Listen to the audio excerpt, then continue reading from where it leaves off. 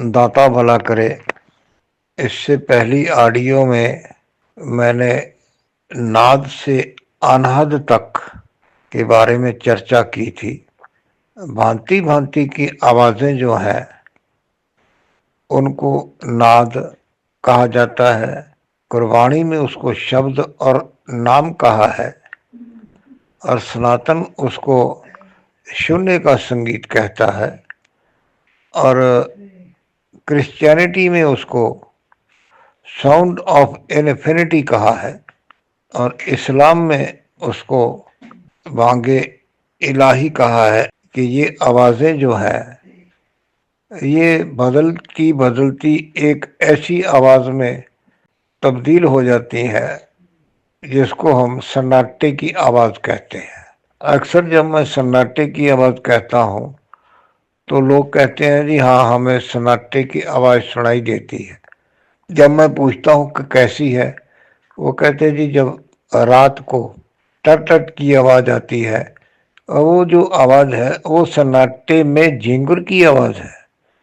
सन्नाटे की आवाज़ जो है जो एक होमिंग है, एक निरंतर गूंजती हुई आवाज़ है। जब उसमें मैंने ध्यान लगने की बात कही है, क्योंकि अक्सर लोग कहते हैं कि ध्यान लगाओ, मैं कहता हूं कि ध्यान अपने आप लगता है, लगाने से नहीं लगता। आंखों को जोर लगाया, माथे पे जोर लगाया, अब वो ध्यान का लगना नहीं है। ध्यान का लगना है कि जो आवाज सुनाई दे रही है उसमें हम लोग समाने लग जाएं। ध्यान दो तरह की जो अवस्था है ना बंदगी में, भक्ति मार्ग में, एक तो अजपा जाप। अजपा जाप जब सुनाई देने लगता है तो ये साधक उसके साथ जुड़ जाता है। तो यहाँ पर जो मन है वो जब करने लगता है, वो इधर उधर ना भागता है और ना भगाता है। और ऐसे ही जब मन मस्तिष्क शांत होते हैं और नाद सुनाई दे रहा है, उसके साथ जब जुड़ गया तो वो ध्यान का लगना है। और यहाँ पर कुछ बातें हैं जो अक्सर साधकों को समझ में नहीं आती है, तो वो थोड़ा परेशानी महसूस करते हैं। जैसा मैंने इस ऑडियो का टाइटल दिया है, आत्मा से परमात्मा तक। नाद आत्मा को परमात्मा से मिलाने का साधन है, जरिया है, भव सागर से पार होने का ये सेतु है। हमारा पूरा शरीर जो है इसमें आत्म शक्ति जो है ना वो व्यापक है, यानी सर से पांव तक हमारे शरीर के हर हिस्से में हमारे प्राण बसते हैं। जब ध्यान लगता है, नाद के साथ जुड़ता है साधक, तो वो जो प्राण है ना, वो प्राण शक्ति उसको कहते हैं, वो पैरों से उठकर ऊपर जो है ना वो सर में जाना शुरू हो जाती है। किसी को 5-7 मिनट लगते हैं, किसी को 10 मिनट लगते हैं, किसी को 2-3 मिनट लगते हैं। ये सारा शरीर जो है जो सुन्न हो जाता है, यानी फीलिंगलेस हो जाता है। और ऐसी अवस्था में कई बार जो साधक है वो ये कहता है कि मेरे हाथों पैरों को कुछ हो रहा है।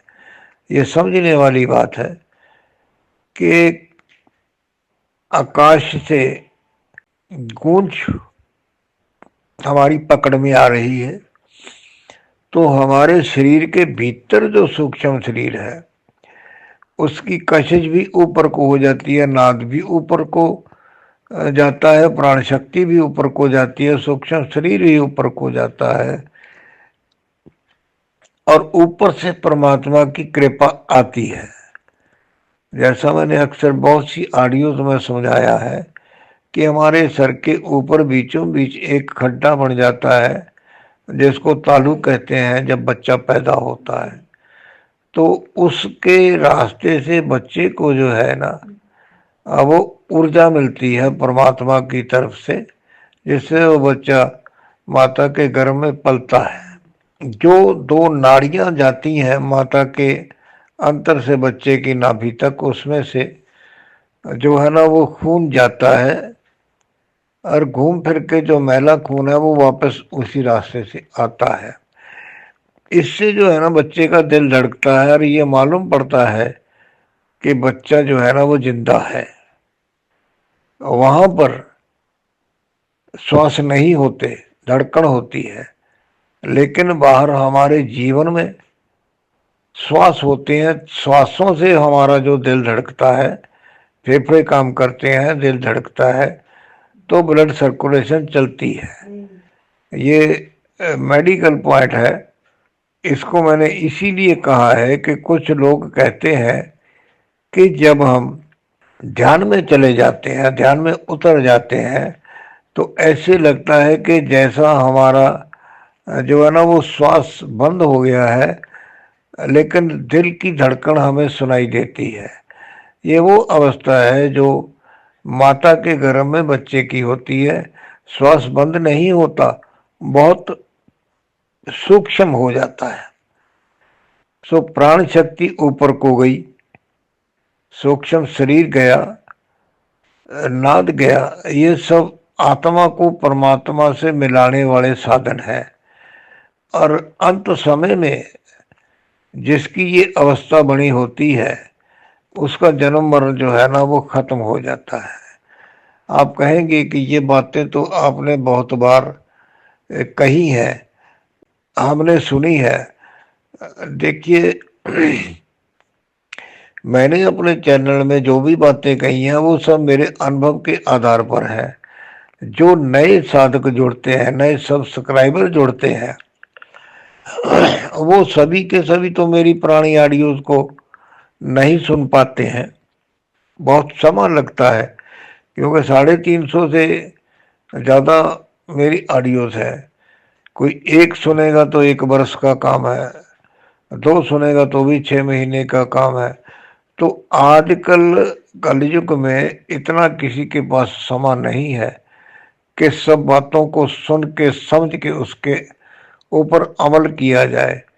तो इसलिए जब भी कोई नया प्रश्न आता है तो उसके साथ में पुरानी कोई ना कोई जो है ना वो दोहराई भी कर देता हूँ, ताकि जो साधक है उनको ये तसल्ली हो जाएगी कि मेरे साथ ये जो कुछ हो रहा है ये ठीक है, और मेरी आध्यात्मिक यात्रा जो है ना वो ठीक दिशा में जा रही है।